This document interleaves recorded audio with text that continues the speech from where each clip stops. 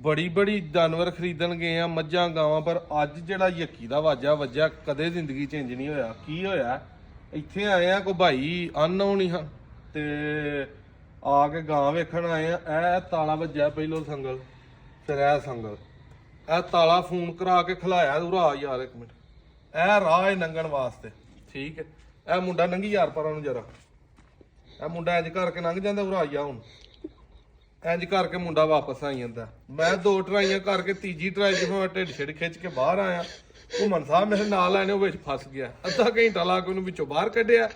ਇਹਨੂੰ ਆਖਿਆ ਤੂੰ ਇੱਥੇ ਹੀ ਅਸੀਂ ਬਾਹਰ ਖਲੋ ਕੇ ਗਾਂ ਵੇਖ ਲੈਨੇ ਆ, ਤੂੰ ਗਾਂ ਲੈ ਕੇ ਆ। ਇਹ ਤਾਲੇ ਬੰਦ ਕਰਕੇ ਅੱਗੇ ਗਾਂ ਤੇ ਆਓ ਜਰਾ। ਉਹਦਾ ਲਿਆਓ ਜੀ ਘੁੰਮਣ ਸਾਹਿਬ ਕੈਮਰਾ ਜਰਾ।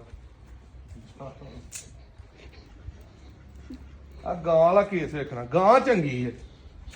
ਉਹਦਾ ਲਿਆ ਯਾਰ, ਉਹ ਗਾਂ ਨੂੰ ਤਾਲਾ ਲੱਗਾ ਵਿਖਾਇਓ ਜਰਾ। ਔਰ ਮੇਰੇ ਨਾਲ ਮੈਲ ਕਰੋ। ਆ ਗਾਂ ਨੂੰ ਵੀ ਤਾਲਾ ਵੱਜਾ ਅੱਜ, ਠੀਕ ਹੈ। ਪਰ ਜਿੱਥੇ ਵੱਜੀ ਉੱਥੇ ਵੀ ਤਾਲਾ ਵੱਜਾ। ਆ ਮੁੰਡੇ ਵਿਚਾਰੇ ਨੇ ਆਖਿਆ ਭਾ ਇੱਥੇ ਹਰਸ਼ਾ ਨੂੰ ਤਾਲਾ ਵੱਜਾ ਹੈ, ਤੇ ਆਪੇ ਆ ਹੀ ਖੋਲ ਕੇ ਬਾਹਰ ਜਾਂਦੇ ਹੋ ਨਿੱਕਾ ਹੀ। ਹਾਂਜੀ ਠੀਕ ਹੋ ਗਿਆ। ਗਾਂ ਵੇਖੀਏ ਗਦਾਂ ਗਦਾਰੇ ਲਿਆ, ਠੀਕ ਹੈ ਨਾ। ਦੂਜੀਆਂ ਵੀ 1-2 ਬੰਨੀਆਂ ਨੇ, ਆ ਵੀ ਦੋਵੇਂ ਵੇਚਣੇ ਆ। ਇਹ ਕਾਲੀ ਤੋਂ ਚਿੱਟੀ, ਉਹ ਕੱਚੀਆਂ ਨੇ। ਸਿੰਘਾਂ ਤੋਂ ਆ ਕੇ ਤੇਰਾ ਭੈੜੀ ਪਈ ਹੈ ਵਾਵਾ, ਬਾਕੀ ਠੀਕ ਹੈ। ਗਾਂ ਵੇਖੋ ਤੇ ਇੰਜ ਦੇ ਵੀ ਡੰਗਰ। ਘੁੰਮਣ ਸਾਹਿਬ ਫਸੇ ਹੋ ਕਿ ਨਹੀਂ ਵਿੱਚ?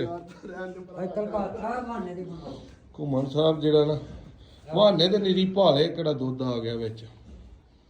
ਲਓ ਜੀ ਆ ਵੇਖੋ, ਇੰਜ ਦਾ ਸੀਨ ਨਹੀਂ ਜ਼ਿੰਦਗੀ 'ਚ ਹੋਇਆ। ਬੜੇ ਬੜੇ ਡੰਗਰ ਲੈਣ ਗਏ ਆ, ਅੱਜ ਐਂਡ ਹੀ ਹੋ ਗਿਆ। ਅੱਜ ਵੇਖੋ ਹੁਣ ਵਾਪਸੀ ਕਿੱਥੋਂ ਨਿਕਲਨੇ ਆ, ਕੀ ਬਣ